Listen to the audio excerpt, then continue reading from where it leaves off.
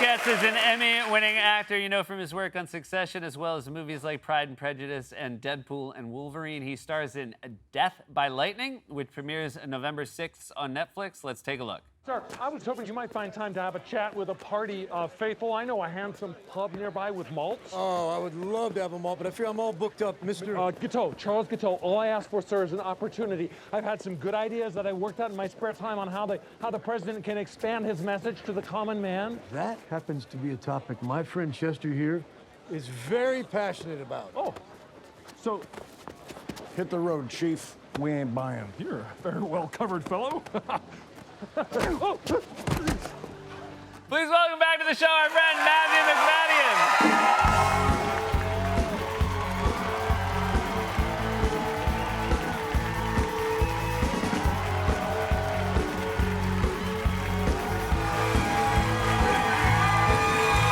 Welcome back, friend. Did you were you lucky enough to be in New York City this weekend? Because it's one of our special ones. Marathon and Halloween. Yeah. Yeah. You were here for both. Both. Did not participate in either. Yeah, No. great. We'd love to have bystanders who just fully check out of both. Yeah. But you have run a marathon. I did, yeah, like 15 years ago. Okay. Yeah. London? London, very slowly, but I got through. I didn't die. Okay. And- did you run as slowly as you had expected, or did you think It maybe? was about right. Okay, I sort that's of, good. Like, By the way, like so there's no 10-minute shame in it, miles. right? No. Yeah. No, it's a brilliant day because it's a wonderful. I felt really proud of myself. That's great. Yeah. Did you train for it? Were you like ready for the I moment? did train, but I got very. I made the terrible mistake of thinking I could eat whatever I wanted. Gotcha. So I was very fit, but very heavy. Because I just, I ate bowls of pasta and I'm like carb loading and all this. And because you the can't. heavier you are, the slower it's going to be. Yeah. This is it. Somebody should have told you at some point. I know. Yeah. I felt great, but then I'm nothing fitted. I was like, okay. All right, so you were playing. It's a very funny clip for what I'm about to say, but this is an assassin you're playing, Charles Guiteau. He's this Death by Lightning is about. It's a sort of story of two men, I guess. One who played by Mike Shannon is the 20th American president called James Garfield, who I didn't know anything about, and he's often overlooked, I'd say. Yeah. Hates Mondays. This is it. Okay. By the way, that's about, like you guys gave me 3x what I deserved. And he was kind of this amazing, charismatic and kind of reluctant president. And me, who's Guiteau, who was his greatest admirer, and then became his assassin ultimately. He sort of, It must be interesting to, I mean, again, I would also know very little about Garfield and nothing about Guiteau. But like, so you don't, but there's also, you get to create a character where there's all this historical information about. Like, was it interesting as you sort of got the part to learn more about him? Fascinating. It's always, it's a treat as an actor. You sort of dive, you can become an expert in a little bit of history now and again. And so the screenplay by Mike Mikowski was based on a brilliant book called Destiny of the Republic by Candice Millard. So we read about that, and there's lots of pictures online and drawings and stuff. So it was great. It was fascinating, and it doesn't feel like a period drama. It doesn't feel like a dusty period. No, it's really great actors and wonderful actors. And there is a lot of fun to it, which I know is very strange to say. Yeah, it's very fun. There's a lot of levity. It's ultimately quite hopeful, even though it's a terrible shame that his presidency was cut short. It's sort of he was such a beautiful guy. It was an amazing example of what a public servant should look like, I guess. You mentioned pictures. When you saw the picture of Guiteau's beard, were you bummed that you were going to have it? The facial hair is critical, I think, for any kind of period drama, and so I was really delighted. And that was mostly my own. Now is this the first time you found out that your beard would go that way? It's pretty good. It's quite an amazing profile, yeah. Yeah.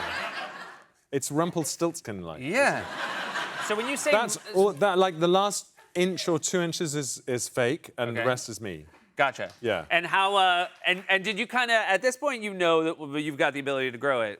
Are you kind of like, I got this? Like, do you let the director know, like, I'm Yeah.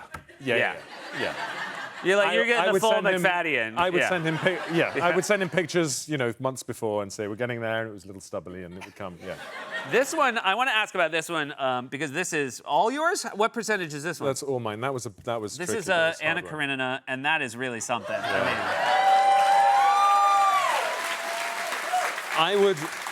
I ended up, it got so big, I would end up sort of rinsing it after I had lunch or, because the smells stay on there. Yeah. It's not sexy. No. So good on camera, but bad for your Bad for immediate life family. or my marriage or Yeah, anything. yeah, Yeah. And the kids refused to walk with me on the way to school. Was that based were on quite- odor or appearance? Appearance mainly, but a little bit of, and no kisses. Like, No, no.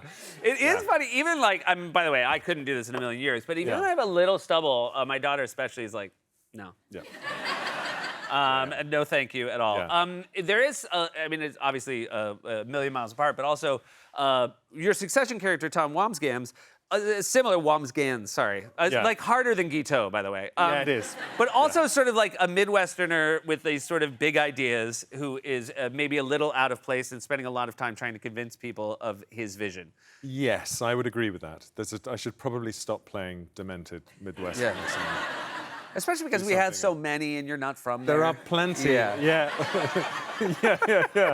I'm a sort of diffident Brit, and I should, you know, yeah. Did you listen? I heard that you listened to music to prepare for this. I did, yeah. Some roles you kind of latch onto a song or an album or something, and it helps. But this one, bizarrely, was my daughter actually got me onto it. But it's this ridiculously talented singer called Ray, and there's a song called Worth It, and I listened. She's amazing, and I listen to this song "Worth It" like every morning, like, in my trailer. And that helped you get into the character kind of of this did. like assassin from the 1800s. Yeah, of this. And he's a very sad, strange, odd-bod man, you know. So the juxtaposition between the very sexy song and this character I was playing it sort of seemed to work. Kind That's of. And Did the crew ever sort of hear you in your trailer listening to that? They did, and it was always like there was lots of raised eyebrows when I came out and with this beard and jumping around and yeah. You have another exciting, highly anticipated project coming out this week. You are the voice of Voldemort. Yeah. In sort of an audio Harry Potter. Yeah. And this is, again, there's a character that, like, both in literature and in, other adaptations is a big deal. Like, how do you approach something like that, especially when you know it's just going to be voice?